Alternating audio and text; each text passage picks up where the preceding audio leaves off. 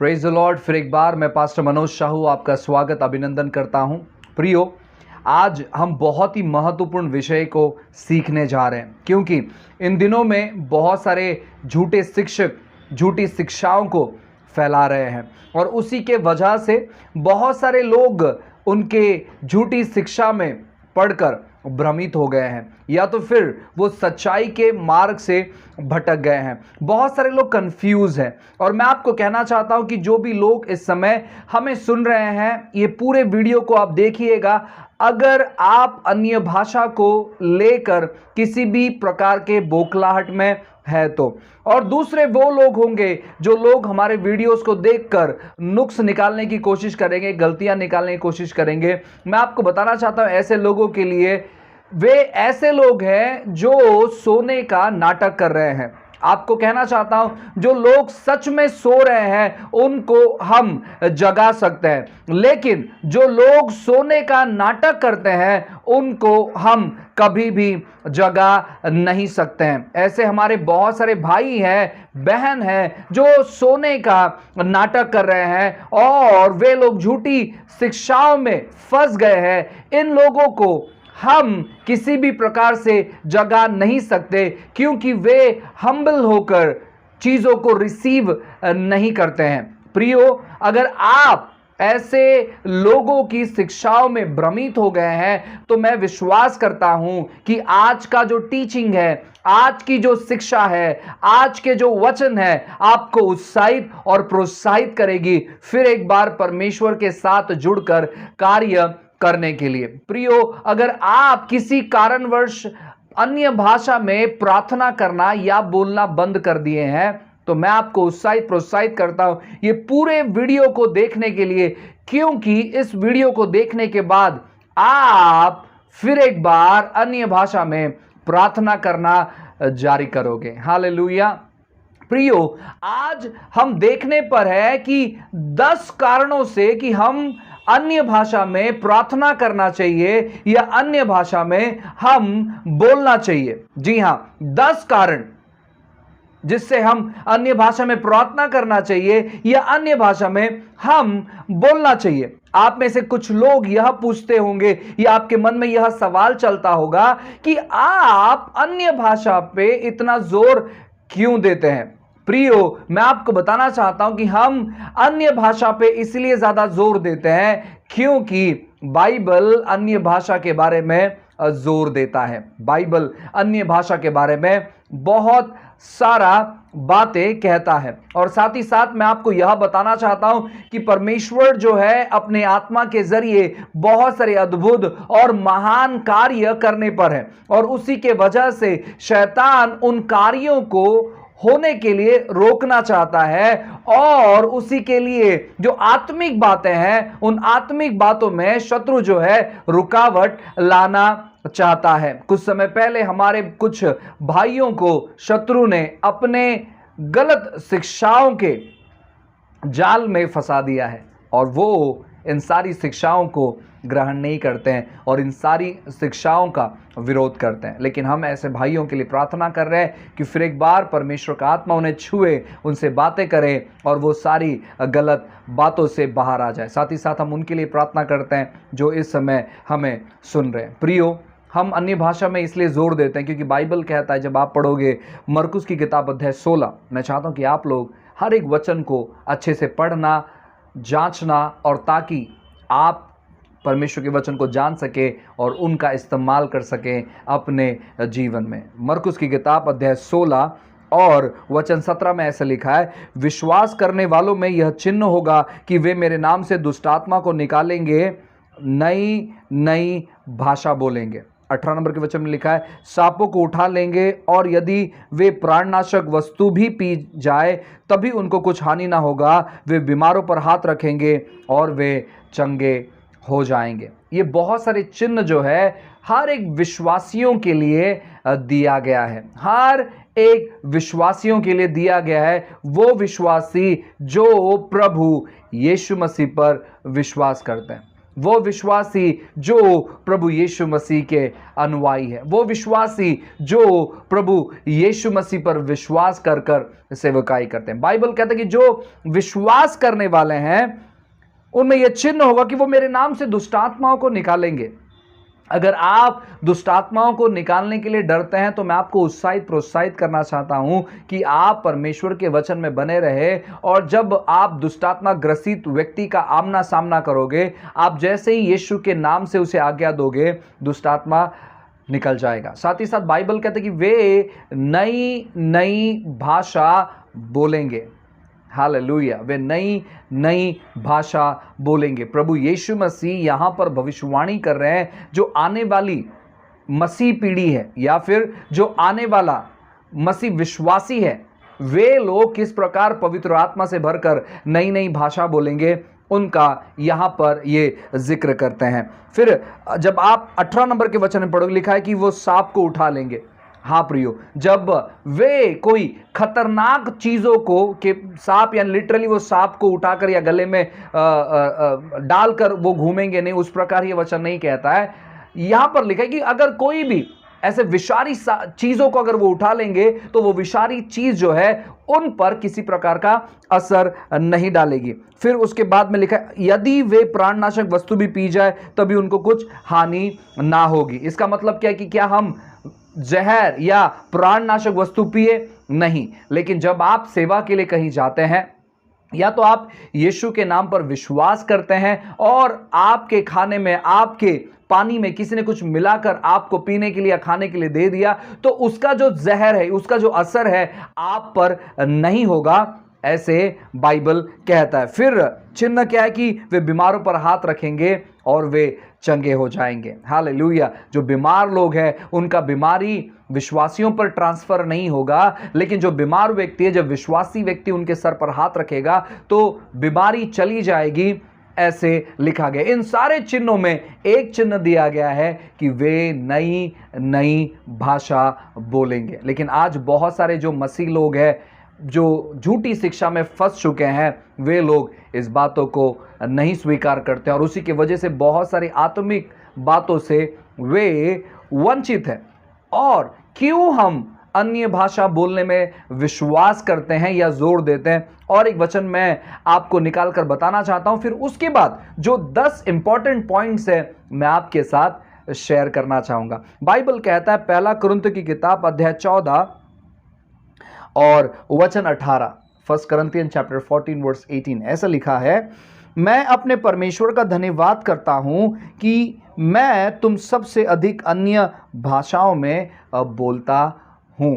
जी हां, बाइबल कहता है, पौलुस यहां पर कहता है कि मैं परमेश्वर का धन्यवाद करता हूं क्योंकि मैं तुम सबसे ज़्यादा अन्य भाषाओं में मैं प्रार्थना करता हूं। हालेलुया, बोलता हूं। अब कुछ लोग कहते हैं कि देखो, पौलुस जो है उस समय के पृथ्वी के जो भाषाएं थे उनसे बहुत सारी भाषाएं आती थी। तो मैं आपको बताना चाहता हूं भाई, बाइबल में कहां पर पौलुस ने प्रचार किया अन्य अन्य भाषाओं में, कहां पर प्रचार किया? आप एक भी वचन निकालकर बता दो। मेरा दूसरा सवाल कि पौलुस ये भाषा कहां पर बोलता था? कलीसिया में बोलता था या व्यक्तिगत तौर पर बोलता था? इसका आप पता लगाएं, क्योंकि कलीसिया में उसने कभी अन्य भाषा में नहीं बोला है।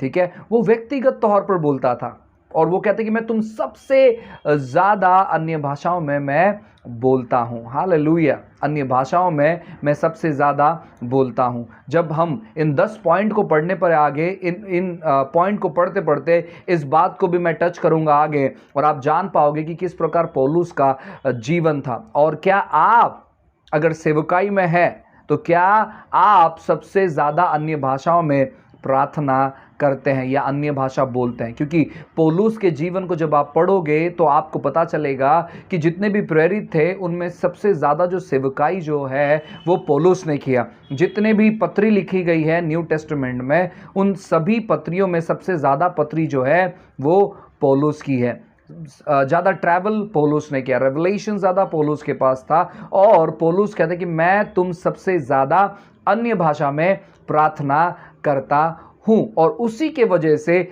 हम जोर देते हैं अन्य भाषाओं में प्रार्थना करने के लिए। इसलिए हम जोर देते हैं, विश्वास करते हैं गहराई से कि अन्य भाषा जो है ये पवित्र आत्मा के द्वारा दिया गया दान है। हालेलुया। आइए हम एक एक पॉइंट को इस समय देखने पर। सबसे पहला कारण कि क्यों हम अन्य भाषा पर विश्वास करते हैं, तो सबसे पहला कारण यह है कि अन्य भाषा जो है ये आत्मा से भरे हुए विश्वासियों का शुरुआती चिन्ह है।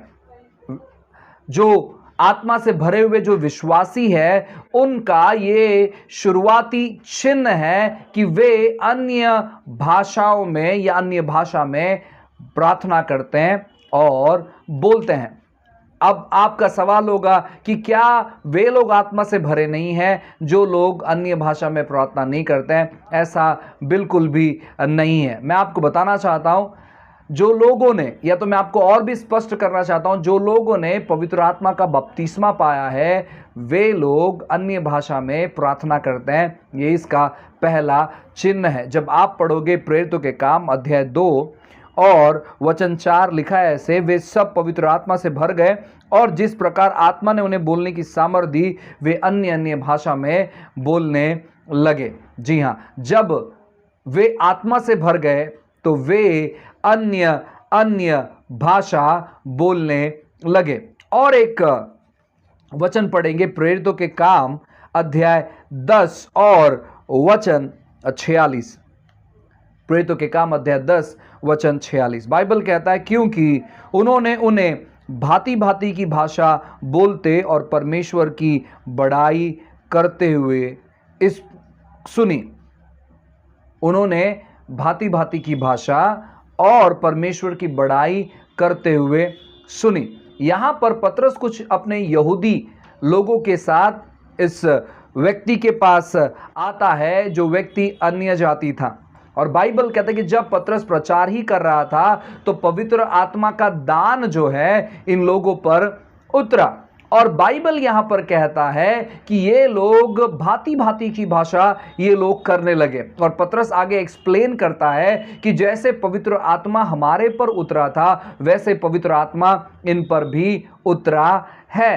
प्रियो, जब आप प्रेरितों के काम अध्याय 2 को पढ़ोगे तो आपको यह चीज मालूम पड़ेगा, जी हां, वहां पर कुछ लोग थे जो लोग पृथ्वी की भाषाओं में बोल रहे थे, लेकिन वहां पर बहुत सारे लोग थे जो स्वर्ग से जुड़ी जो भाषा है या फिर आत्मा की जो भाषा है उन भाषाओं में वे प्रार्थना कर रहे थे।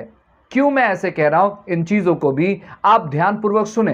प्रियो, जब वे उनकी भाषा में यानी जो नोन लैंग्वेज में जब वे बातें कर रहे थे, उन 120 लोगों में से जो नोन लैंग्वेज में बातें कर रहे थे उनको नहीं पता था, लेकिन बाहर जो लोग थे वो उन बातों को सुन रहे थे, लेकिन उन बातों से उनका उद्धार नहीं हुआ। वे आकर्षित जरूर हो गए लेकिन उन बातों से उनका उद्धार नहीं हुआ। लेकिन जब पवित्र आत्मा 120 लोगों पर आया और जब वे भिन्न भिन्न भाषा बोलने लगे तो उसके बाद बाइबल कहता है कि पतरस उन 11 के साथ खड़ा हुआ और वहां के लोकल लैंग्वेज में उसने बात किया जो वहां पर चल रहा था और जो भाषा पतरस को आती थी। याद रखिए, पतरस अन्य भाषा में वहां पर उसने प्रचार नहीं किया। वहां पर वहां का जो लोकल भाषा था, हो सकता है ग्रीक या हो सकता है अरामिक, उस भाषा में उसने प्रचार किया।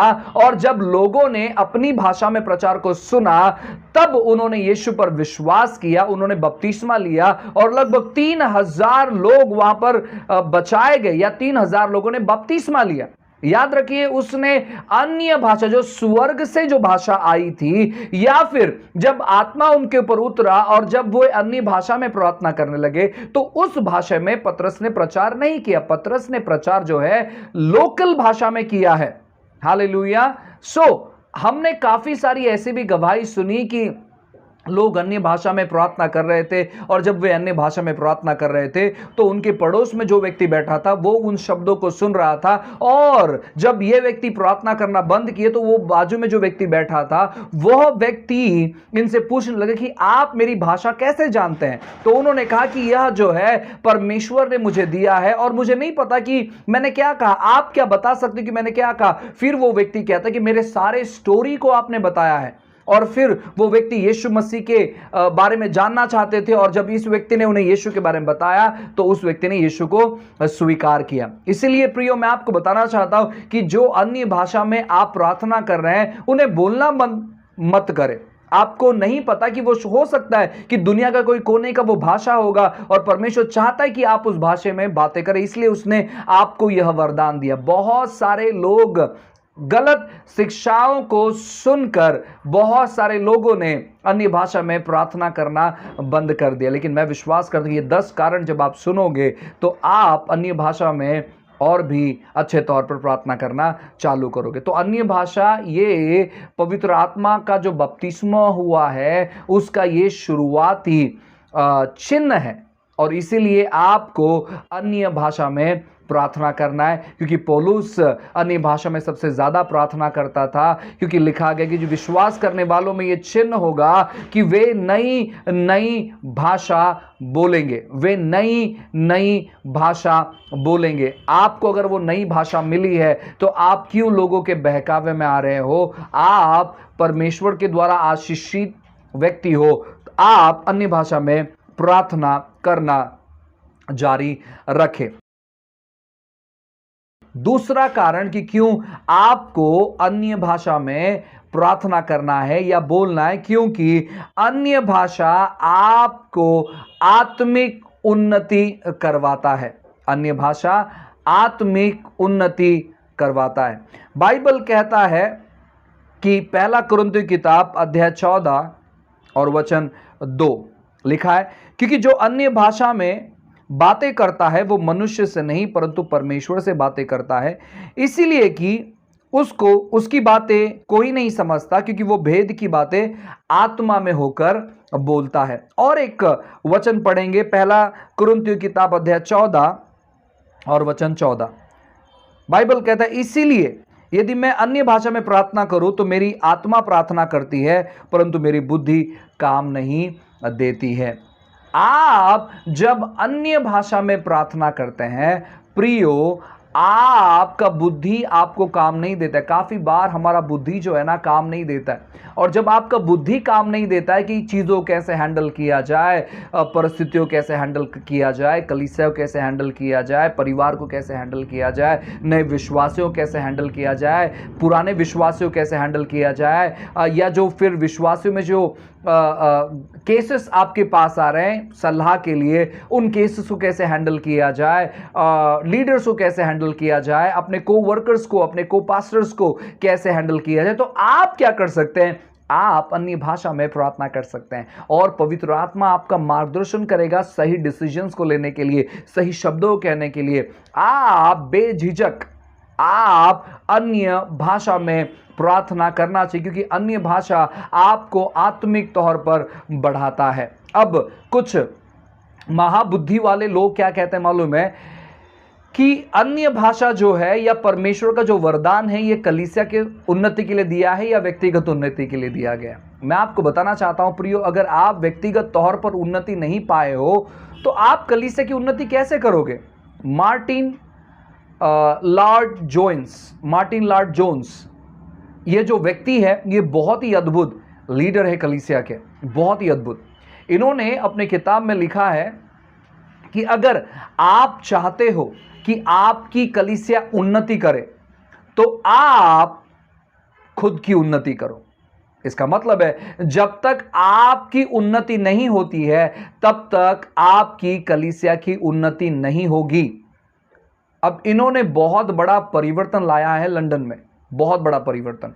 इनके सभाओं के जरिए, शिक्षाओं के जरिए बहुत सारे अद्भुत प्रचारक लोग जो है उभरे हैं। मैं स्क्रीन पर आपके लिए उनका जो बुक है वो मैं पोस्ट करूंगा, आप सर्च करिए, आप ढूंढिए उस किताब को और आप ज़रूर पढ़िए। खास करके उनके लिए किताब लिखा गया है जो प्रचारक लोग हैं। और अगर आप प्रचारक हैं, अगर आपने किताब नहीं पढ़ा है तो मैं आपको रिक्वेस्ट करूंगा इस किताब को पढ़ने के लिए। और भी कुछ अति आत्मिक लोग हैं, वो कहेंगे कि आप किताब के बारे में कहते हो, आप बाइबल पढ़ने के बारे में नहीं कहते हैं। प्रियो, मैं आपको बताना चाहता हूं, बाइबल तो हमारा बुनियादी किताब है।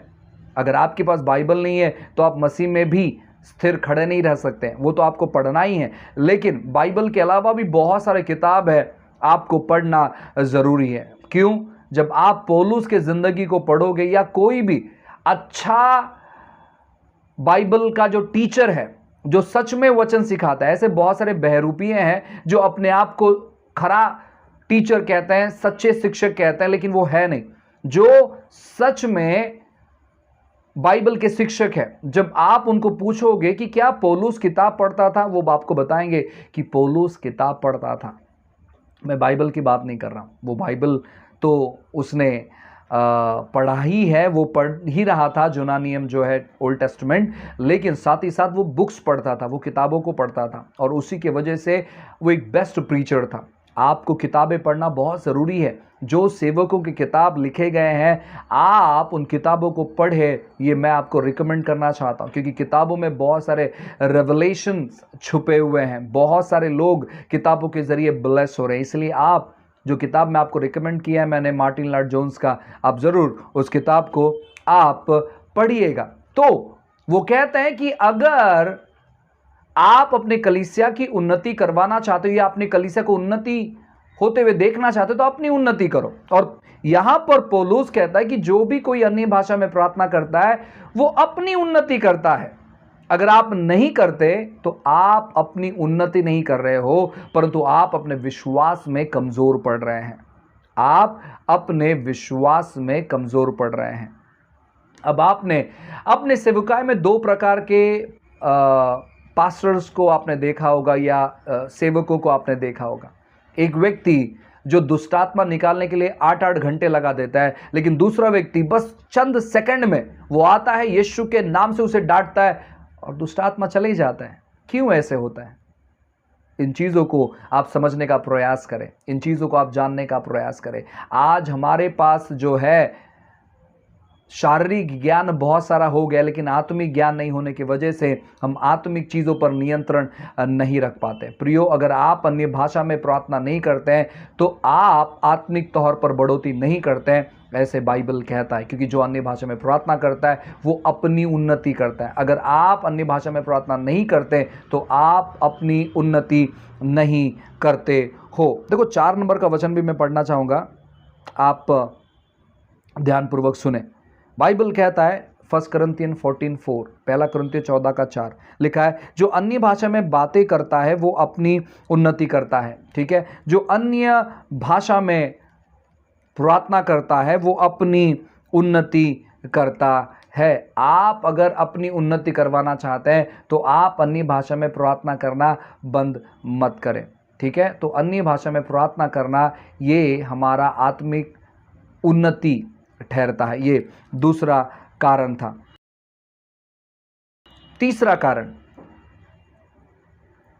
जब आप अन्य भाषा में प्रार्थना करते हैं तो आप परमेश्वर की इच्छा और योजना में प्रार्थना करते हैं।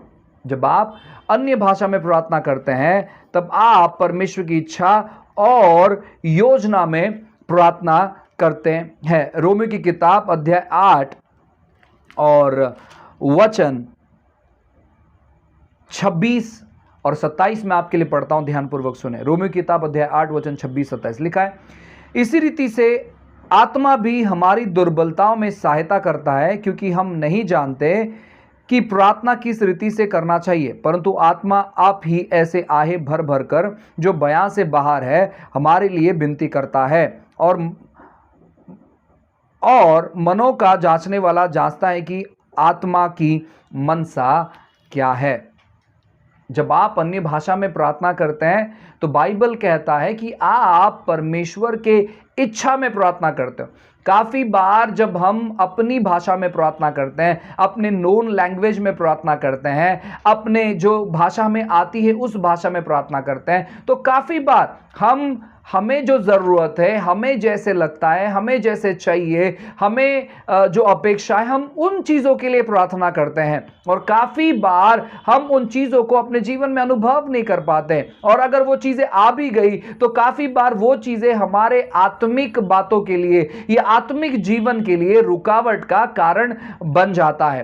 प्रियो, अगर आप अन्य भाषा में प्रार्थना करते हैं लंबे समय तक, अगर आप अन्य भाषा में प्रार्थना करते हैं सुबह, दोपहर, शाम, रात, अगर आप अन्य भाषा में प्रार्थना कर कर अपना वक्त बिताते हैं, तो मैं आपको बताना चाहता हूं कि आप परमेश्वर की योजना में प्रार्थना करते हैं, प्रभु की इच्छा के अनुसार आप प्रार्थना करते हैं। क्यों? क्योंकि आपका आत्मा परमेश्वर के आत्मा में होकर प्रार्थना करता है। जब आप अन्य भाषा में प्रार्थना करते हो तो आपका आत्मा परमेश्वर के आत्मा में या पवित्र आत्मा में होकर प्रार्थना करता है, इसीलिए आपको अन्य भाषा में प्रार्थना करना है।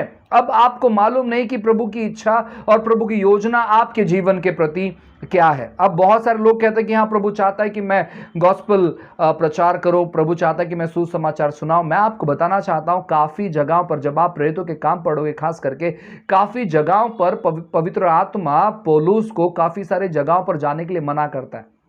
आप पढ़कर देखिएगा।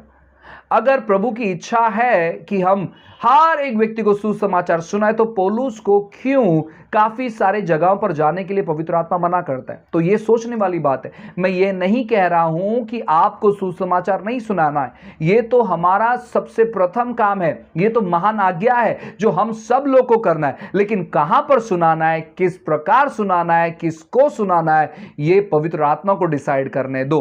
तो जब आप अन्य भाषा में प्रार्थना करते हैं तो आप परमेश्वर की इच्छा और प्रभु के योजना के अनुसार प्रार्थना करते हो। आप परमेश्वर के योजना और इच्छा में आप प्रार्थना करते हो। अगर आप पवित्र आत्मा में या फिर अन्य भाषा में प्रार्थना नहीं करते तो आप शायद अपनी इच्छाओं को पूरी करते हैं, शायद आप अपनी बातों को पूरी करते हैं, आप अपनी योजनाओं को पूरी करते हैं। ये तीसरा था। चौथा पॉइंट, जब आप अन्य भाषा में प्रार्थना करते हैं तो आपका विश्वास का उन्नति होता है। जब आप अन्य भाषा में प्रार्थना करते हैं तब आपका विश्वास का उन्नति होता है। आपको मालूम है, यीशु मसीह ने काफी बार अपने चेलों को यह कहा, हे अल्प विश्वासियों, का मतलब है हे थोड़ा विश्वास करने वालों, हे कम विश्वास करने वालों। जो लोग थोड़ा विश्वास रखते हैं उनको अल्प विश्वासी कहा गया है। इसका मतलब है यीशु चाहते थे कि वे अपने विश्वास में ग्रो करें, वे अपने विश्वास में बढ़े। बाइबल कहता है, यहूदा की किताब जो सेकंड लास्ट बुक है, यहूदा की किताब, उसमें एक ही अध्याय है और वचन 20 में ऐसे लिखा है, पर हे प्रियो, तुम अपनी अति पवित्र विश्वास में उन्नति करते हुए और पवित्र आत्मा में प्रार्थना करते हुए।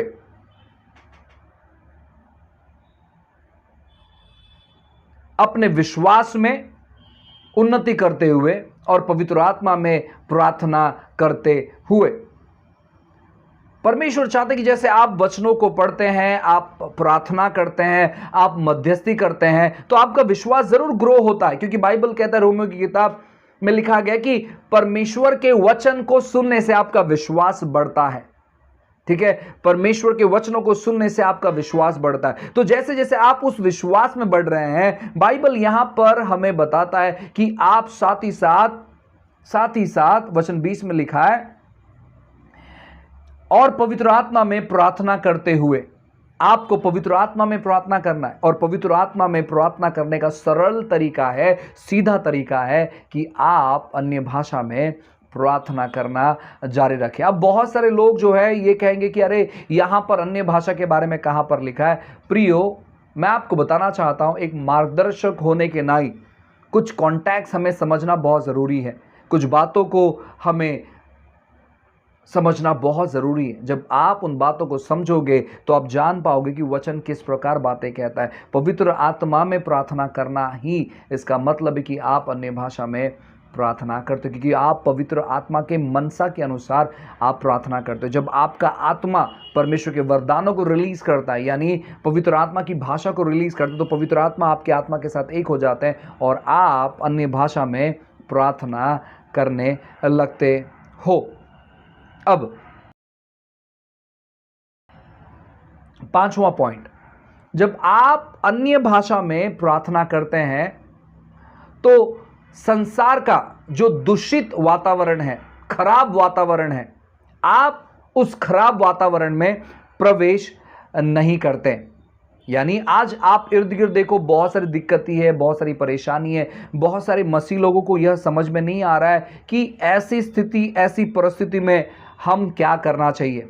तो ऐसी दूषित स्थिति से बचने के लिए आप अन्य भाषा में ज़्यादा समय तक प्रार्थना करें। और ऐसा जो दूषित वातावरण है कब आता है मालूम है, या कब हम उन चीज़ों से जुड़ जाते हैं मालूम है? जब हम उन चीज़ों को देखते हैं, जब हम उन चीज़ों को मनन करते हैं, तो हम थोड़ा बहुत तो प्रार्थना करते हैं, प्रभु ये कोरोना मेरे जीवन में, मेरे परिवार में ना आए, प्रभु यीशु के नाम से बीमारी मेरे जीवन में ना आए, यीशु के नाम से मैं डांटता हूँ। हम घोषणाओं तो करते हैं, प्रार्थना तो करते हैं, लेकिन फिर भी हमारा जो मन है ना, कभी कभार उन चीज़ों को ठीक तौर पर समझ नहीं पाता और हम बहुत सारे गलत डिसीजंस या गलत निर्णयों को ले लेते हैं। देखिए बाइबल क्या कहता है, पहला कुरिन्थियों की किताब अध्याय 14 और वचन 27 और 28 लिखा है, यदि अन्य भाषा में बातें करना है तो 2 या बहुत ही तो 3 जन बारी बारी से बोले और एक व्यक्ति अनुवाद करे। ठीक है, ध्यानपूर्वक सुनिएगा।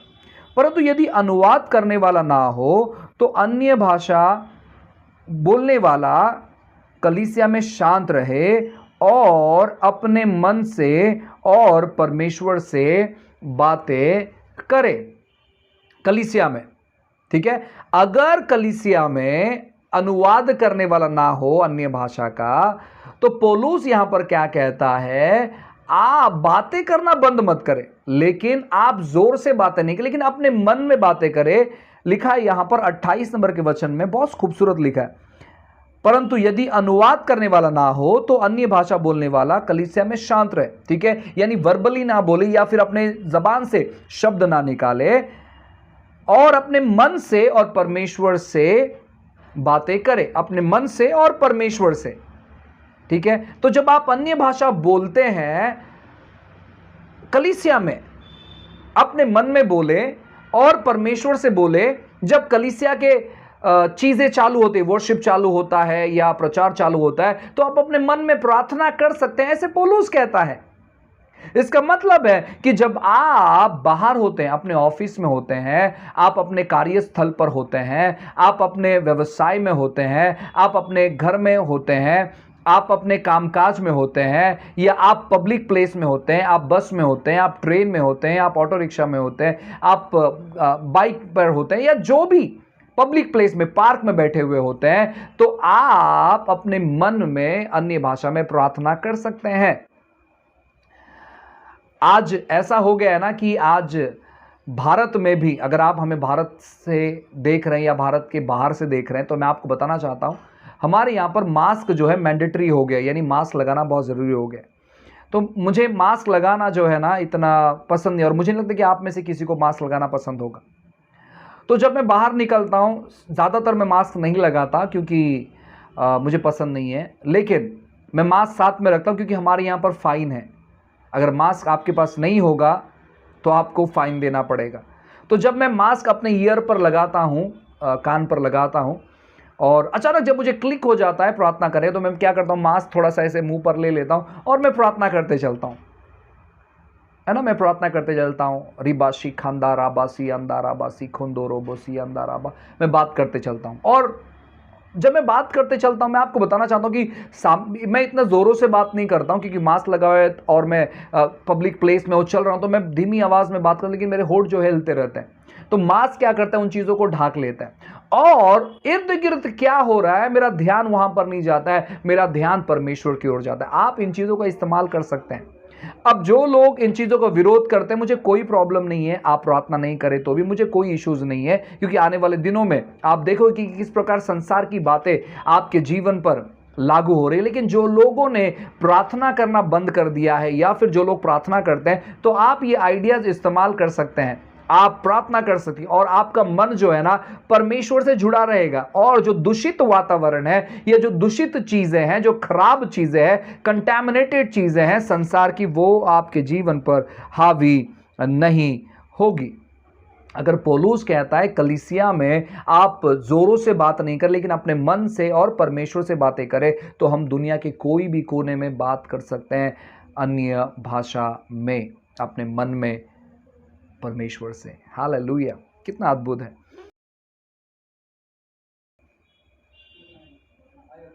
जब आप अन्य भाषा में प्रार्थना करते हैं, तो मैं आपको बताना चाहता हूं, आप उन प्रार्थना विनती के लिए भी प्रार्थना करते हैं जो आपको पता नहीं है, यानी आपको मालूम नहीं है कौन से चीज़ों के लिए प्रार्थना करना है। ये मेरा व्यक्तिगत भी अनुभव है, मैंने काफ़ी बार इन चीज़ों को अपने जीवन में एक्सपीरियंस किया, काफ़ी बार, और मैंने चीज़ें होते हुए देखी हैं। मुझे मालूम नहीं कि अभी क्या प्रार्थना करना है। मैं मीटिंग में मैं जा रहा हूं और मैंने अच्छा संदेश तैयार किया है वहां पर प्रचार करने के लिए, लेकिन जब मैं प्रार्थना करता हूं अन्य भाषा में, जब मैं प्रार्थना करता हूं, अचानक पवित्र आत्मा मुझसे कहते हैं, काफ़ी बार ऐसे हुआ है कि ये वचन से शुरुआत कर, ये वचन बता, या फिर यहां पर एक ऐसा व्यक्ति है जो ऐसे ऐसी समस्याओं से गुजर रहा है। और जब मैं उन बातों को डिक्लेयर करता हूं, वहां का एटमॉस्फेयर बदल जाता है, वहां का वातावरण बदल जाता है, लोग विश्वास से भर जाते हैं, लोग अपेक्षा से भर जाते हैं, चिन्ह चमत्कार होने लगते हैं। ऐसे बहुत सारे बार मैंने अपने जीवन में अनुभव किया है, और इन दिनों में मैं अनुभव कर रहा हूं। मैं आपको कहना चाहता हूं ना, इन दिनों में भी मैं अनुभव कर रहा हूं। ये कैसे हुआ? जब मैं परमेश्वर के आत्मा के साथ एक हो गया, मुझे पता नहीं कि अब आगे क्या करना है, लेकिन जब मैं प्रार्थना करने लगा तो वहां पर मैंने सुना कि पवित्र आत्मा क्या करना चाहते हैं, और मेरी जो बातें मैंने पीछे रखा, और परमेश्वर का आत्मा जो करना चाहता है, जब मैंने उन चीज़ों को आगे रखा, तो प्रभु ने बहुत अद्भुत तौर पर काम किया। काफ़ी बार हम सेवक लोग यही चीज़ करते हैं कि हम इस प्रकार की तैयारी कर जाते हैं, उस प्रकार की तैयारी कर जाते हैं, ऐसी तैयारी कर जाते हैं, वैसी तैयारी कर जाते हैं, लेकिन पवित्र आत्मा कुछ अलग ही चीज़ वहाँ पर करना चाहते हैं। तो जब हम अन्य भाषा में प्रार्थना करते हैं, तो हम उन चीज़ों के लिए भी प्रार्थना करते हैं जो चीज़ें हमें पता नहीं होती है। सातवीं बात, जब हम अन्य भाषा में प्रार्थना करते हैं, तो हम तरोताज़ा हो जाते हैं। वी फील रिफ्रेश, हम तरोताज़ा हो जाते हैं। बाइबल कहता है, यशायाह की किताब में लिखा गया, बहुत ही खूबसूरत वचन है। मैं चाहता हूं कि जितने भी वचन हमने आपको बताए हैं, वो सारे वचन जो है आप लोगों को पढ़ना है, ठीक है। लिखा है 11 नंबर के वचन में ऐसे लिखा है, वो तो इन लोगों से परदेशी होठों और विदेशी भाषा वालों के द्वारा बातें करेगा, जिनसे उसने कहा विश्राम इसी से मिलेगा, इसी के द्वारा थके हुए को विश्राम दे, परंतु उन्होंने सुनना ना चाहा। ठीक है, बाइबल कहता है कि वे विदेशी होठों से बातें करेगा, हालेलुया, और उससे वे विश्राम पाएंगे। प्रियो, जब आप अन्य भाषा में प्रार्थना करोगे तो आप रिफ्रेश महसूस करोगे। आप कभी ट्राई कर देखिएगा। आप बिल्कुल थके हुए हैं, आप अपने घर पर पहुंचे फिर भी आप थके हुए हैं, और आप क्या करें, आप बिस्तर पर लेटे या फिर बैठे, या जो भी चीज़ आप अपने घर पर कर रहे हैं, आप प्रार्थना करना चालू करें। बैठे बैठे या लेटे लेटे आप प्रार्थना करना चालू करें। रिफी खीशी मासा खंदोरो बोली अंदाराबा सखंदाराबा रिबासी खंदोरो बोसी अंदाराबा। आप जब प्रार्थना करना चालू करोगे, आप महसूस करोगे कि परमेश्वर की जो तरोताजगी है वो आपके आत्मा से होकर आपके शरीर में प्रवेश करेगी। मैंने काफ़ी बार इन चीज़ों को भी एक्सपीरियंस किया है। मुझे याद है, लगभग मैं बहुत थक गया था। आज से कुछ साल पहले मैं बहुत थकावट महसूस कर रहा था, और अचानक मैंने प्रार्थना करना चालू किया। मैंने 2 या 3 मिनट ही मैंने प्रार्थना किया होगा, और अचानक 2-3 मिनट के बाद मैं इतना तरोताजगी महसूस करने लगा कि उसके बाद मैंने परमेश्वर के वचनों को पढ़ना चालू किया, मैंने परमेश्वर के अध्ययन को करना चालू किया, प्रार्थना करना चालू किया, मैंने अपना सर्मन नोट्स बनाना चालू किया। मैंने 2 बजे नोट्स बनाना चालू किया, प्रार्थना करना चालू किया। शाम के 8 कैसे बज गए मुझे मालूम भी नहीं पड़ा। इतना तरोताजगी जो है ना मैं महसूस कर रहा था। तो आप भी इन चीज़ों को एक्सपीरियंस कर सकते हैं, अनुभव कर सकते हैं। बाइबल कहता है यशायाह किताब 28वें अध्याय 11-12 नंबर के वचन में आप इन चीज़ों को पढ़ सकते हैं। 8 नंबर का जो पॉइंट है जो कि बहुत महत्वपूर्ण है, जब आप अन्य भाषा में प्रार्थना करते हैं या बोलते हैं तो आप परमेश्वर को बलिदान चढ़ा रहे होते हैं धन्यवाद का। आप परमेश्वर को धन्यवाद दे रहे होते हैं। बाइबल कहता है, जब आप पढ़ोगे पहला कुरिन्थियों की किताब अध्याय 14 और 15 नंबर का वचन मैं पढ़ता हूँ, आप ध्यानपूर्वक सुन। लिखा है, अतः क्या करना चाहिए? मैं आत्मा से भी प्रार्थना करूंगा और मैं बुद्धि से भी प्रार्थना करूंगा। मैं आत्मा से भी गाऊंगा और बुद्धि से भी गाऊंगा। आगे कंटिन्यू कर रहा हूं। नहीं तो यदि तू आत्मा ही से धन्यवाद करेगा तो फिर अज्ञानी तेरा धन्यवाद पर आमीन कैसे कहेंगे, क्योंकि वो तो नहीं जानते कि तू क्या कहता है। तो तू भली भांति धन्यवाद करता है परंतु दूसरों की उन्नति नहीं होती है। ठीक है, तो जब आप 15 से 17 तक जब आप पढ़ोगे तो यहां पर लिखा है, पौलुस कहते हैं कि मैं आत्मा में भी धन्यवाद करूंगा और मैं बुद्धि से भी धन्यवाद करूंगा। अब हालांकि वो बाहर के लोग नहीं समझ पा रहे, इसलिए पौलुस बताता है कि आप बुद्धि से भी बातें करो, लेकिन यहां पर यह भी तो लिखा है कि आप जब आत्मा में प्रार्थना करते हैं, जब आत्मा में आप बोलते हैं तो आप धन्यवाद देते हैं। हालेलुया। सो जब आप आत्मा में बोलते हैं, खास करके मैं आपको सजेशन देना चाहूंगा कि जब आप मसीह लोगों से मिलते हो, ठीक है, किसी घर पर मिलते हो या फिर किसी के क्या कहते हैं कुछ अच्छे अवसर पर मिलते हो, बर्थडे पार्टी है या फिर किसी का शादी का सालगिरह है या फिर किसी का घर का डेडिकेशन है, जब ऐसी जगह पर मिलते हो तो आप अपने मन ही मन में आप अन्य भाषा में प्रार्थना करें, इसमें कोई समस्या नहीं है। लेकिन जब पब्लिक वहां पर होती है तो आप अन्य भाषा में प्रार्थना ना करें वर्बली या फिर जोर से। क्यों? क्योंकि लोग वहां पर कंफ्यूज हो जाएंगे। और पौलुस कहता है कि पब्लिकली आपको अन्य भाषा, खास करके जहां पर अन्य जाति लोग होते हैं, वहां पर आपको नहीं कहना है। और भी बहुत सारी मेरे टीचिंग से अन्य भाषा के मैं आपको डिस्क्रिप्शन पर दे दूंगा, आप उन चीज़ों से सीख सकते हैं, सुन सकते हैं। लेकिन मैं यहां पर आपको सजेस्ट करना चाहूँगा कि जो पब्लिक प्लेस है जहां पर अन्य जाति लोग आते हैं, वहां पर आपको अन्य भाषा नहीं बोलना है, वहां पर आपको बुद्धि से भरे हुए शब्द कहना है। आप हजारों शब्द जब मन में कहते हो, प्रार्थना करते हो, तो 5 शब्द बुद्धि के सामर्थ्य के साथ बाहर आते हैं और वो 5 शब्द के द्वारा 5, 50, 500, 5000 और 50,000 लोग का उद्धार हो जाता है। आप समझ पा रहे हैं? तो जब आप मन ही मन में अन्य भाषा में प्रार्थना कर रहे हैं तो परमेश्वर ऐसे 5 शब्द आपको देगा और 5 शब्द के द्वारा आप अद्भुत चीजों को अपने जीवन में अनुभव कर सकते हैं। 9वां बात, जब आप अन्य भाषा में प्रार्थना करते हैं तो आप पवित्र आत्मा में बहते हैं। जब आप अन्य भाषा में प्रार्थना करते हैं तब आप पवित्र आत्मा में बहते हैं। पहला कुरिन्थियों 14:2 में लिखा है, क्योंकि जो अन्य भाषा में बातें करता है वो मनुष्य से नहीं परंतु परमेश्वर से बातें करता है, इसलिए कि उसकी बातें कोई नहीं समझता, क्योंकि वो भेद की बातें आत्मा में होकर बोलता है। ठीक है, ये वचन बहुत खूबसूरत है। तो जब आप अन्य भाषा में प्रार्थना करते तो आप पवित्र आत्मा में बहते हो, पवित्र आत्मा के कार्य में बहते हो, पवित्र आत्मा की योजना में बहते हो, पवित्र आत्मा की बुद्धि में बहते हो, पवित्र आत्मा के मार्गदर्शन में बहते हो।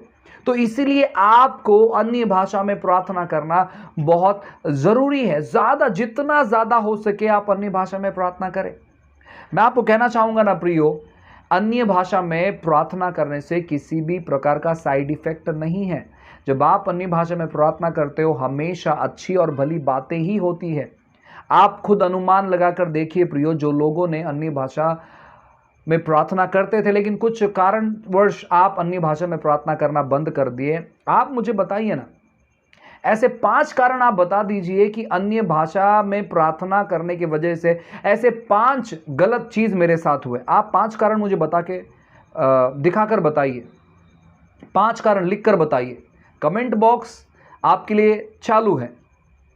आप ऐसे 5 कारण बताइए कि आपने अन्य भाषा में प्रार्थना करना इसीलिए बंद किया क्योंकि ये 5 कारण मेरे जिंदगी में हुए। लोगों का प्रचार, प्रिय लोग भरमाने वाले प्रचार को कर रहे हैं। ऐसे प्रचार को सुनकर पवित्र आत्मा ने जो वरदान आपको दिया है उस वरदान को बंद ना करें, क्योंकि यह फंसाने वाले लोग हैं जो आपके आत्मिक जिंदगी को पूरी तौर पर नष्ट करना चाहते हैं और वो अपने आत्मिक जीवन को बहुत बड़े आत्मिक हीरो है ऐसे वो खुद को साबित करते हैं, लेकिन दूसरों को वो बहुत ही आत्मिक तौर पर नाजुक व्यक्ति समझते हैं। तो ऐसे व्यक्तियों के बातों को सुनकर किसी भी भ्रमित करने वाली आत्मा में आप ना फंसे। जब आप अन्य भाषा में प्रार्थना करते हैं तो आप आत्मा में बहते हैं।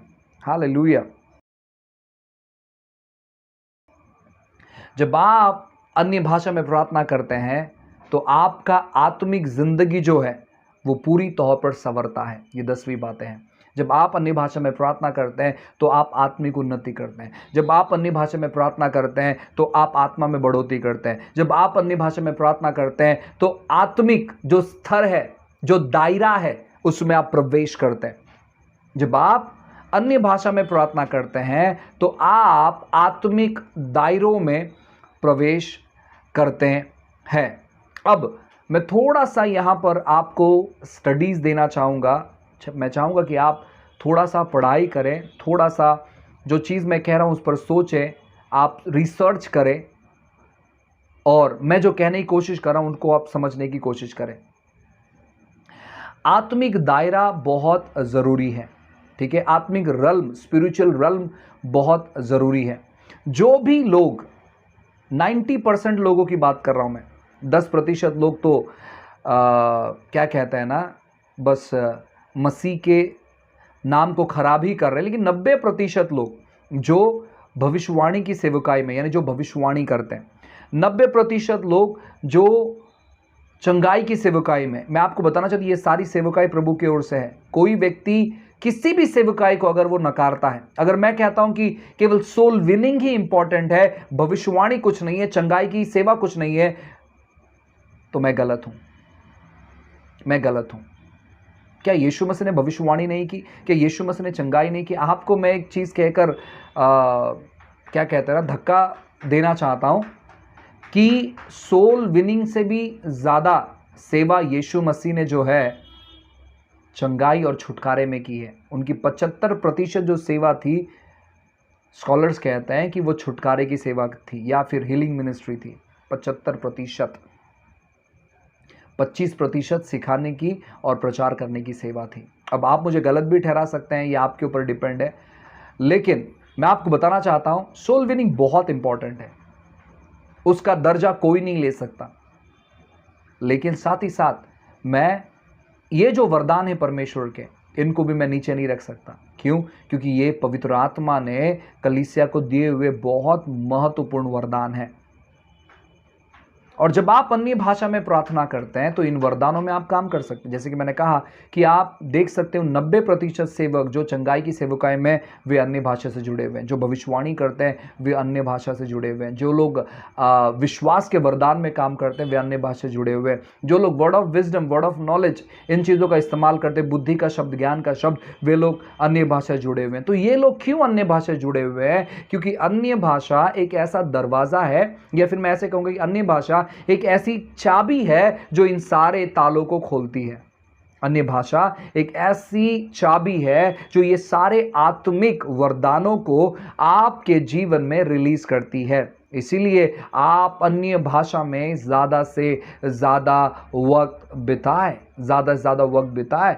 आप मेरी बातों को सुनकर मुझे गलत ठहराने के लिए तैयारी मत करें प्रियो, लेकिन आप मेरी बातों को सुनकर थोड़ा सा सोच विचार करें, थोड़ा सा स्टडी करें। आप जिन सेवकों को जानते हैं उनके बारे में पढ़ाई करें। क्या आपके लिए कुछ सेवक ही सही है, बाकी सब सेवक लोग गलत हैं?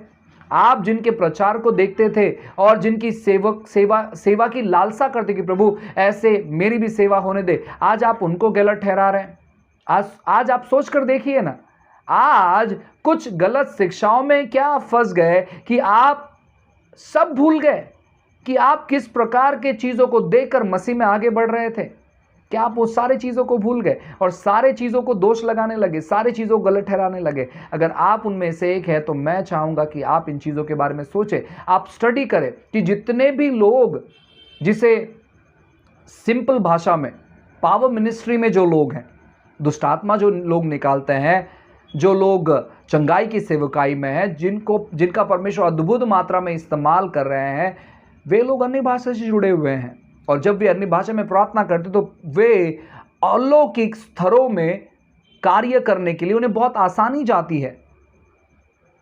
जो लोग अन्य भाषा में प्रार्थना नहीं करते हैं, जो लोग अन्य भाषा में प्रार्थना नहीं करते हैं, 90% वे लोग अद्भुत चमत्कार की सेवकाई में नहीं है। अब चमत्कार इसका मतलब आप बाहर के बाबाओं के जैसे ना सोचें, लेकिन परमेश्वर ने जो सामर्थ्य दिया है वो सामर्थ्य की सेवकाई नहीं करते हैं। इसलिए पौलुस कहता है कि मेरी जो बातें हैं वो केवल शब्दों के अनुसार नहीं है, या सेवा जो है शब्दों के अनुसार नहीं है, परंतु सामर्थ्य में है।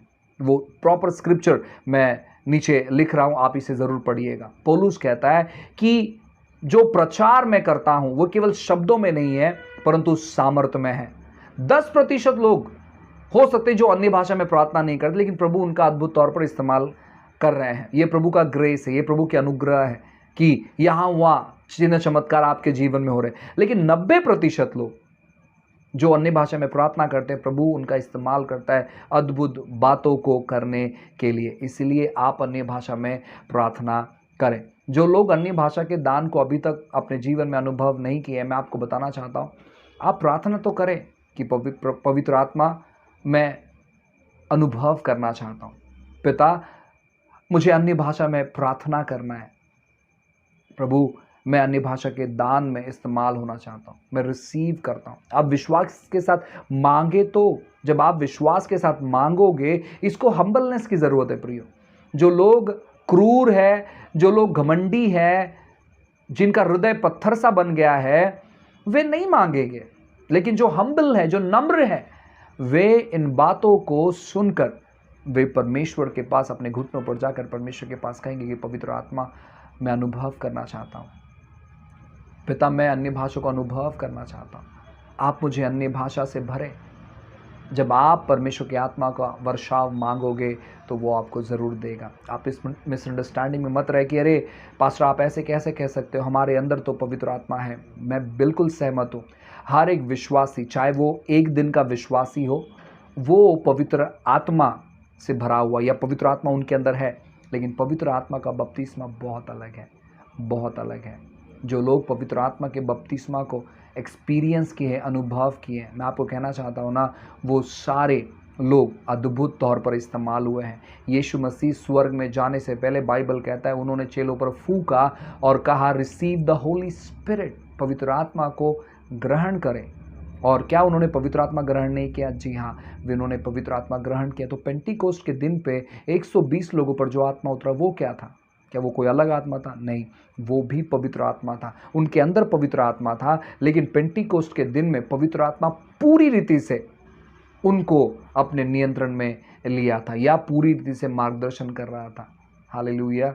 आप इन चीज़ों के बारे में सोचें, आप इन चीज़ों के बारे में स्टडी करें, और मेरी ये प्रार्थना है कि पवित्र आत्मा आपके आंखों को खोले, आपके हृदय को खोले, और आप फिर एक बार परमेश्वर के आत्मा से भरकर प्रभु के राज्य को बढ़ाने वाले लोग बन जाए। आइए प्रार्थना करते हैं। पिताजी, फिर एक बार हम आपके नाम को ऊंचाई पर उठाते हैं प्रभु। हम आपको धन्यवाद देते हैं आपके अनुग्रह के लिए प्रभु जी। आप महान है परमेश्वर प्रभु, आपके जैसा कोई नहीं है राजा। प्रभु हम प्रार्थना करते हैं जितने भी हमारे भाई बहन इस समय हमें देख रहे हैं प्रभु, यीशु के नाम से प्रभु हम प्रार्थना करते हैं परमेश्वर प्रभु जी, यीशु के नाम से प्रभु, कि आप हर एक व्यक्ति का नियंत्रण ले प्रभु जी। जो लोगों ने अन्य भाषा में प्रार्थना करना बंद कर दिया प्रभु, यीशु के नाम से आप सपने दर्शन के द्वारा उनसे बातें करें प्रभु जी। जो लोग अन्य भाषा रिसीव करना चाहते हैं प्रभु, आप उन्हें छुए छुए परमेश्वर, प्रभु उनके कंठ को छुए, उनके जबान को छुए, उनके गले को छुए प्रभु, और उन्हें शब्द दे प्रभु, ताकि वे अन्य भाषा बोल सके परमेश्वर। और आपका आत्मा प्रभु हर एक लोगों को अपने नियंत्रण में ले परमेश्वर। पवित्र आत्मा, सारी चीज़ों को हम आपके हाथों में समर्पित करते हैं प्रभु। सेवा आपकी है, आप जैसे चाहे वैसे चलाएं। आपने अनुग्रह किया, धन्यवाद देते हैं, महान महिमा आपको देते, प्रार्थना यीशु के नाम से मांगते हैं, आमेन आमेन आमेन। गॉड ब्लेस यू प्रियो। प्रभु आपको बहुत बहुत ब्लेस करें और अद्भुत तौर पर इस्तेमाल करें। God bless you.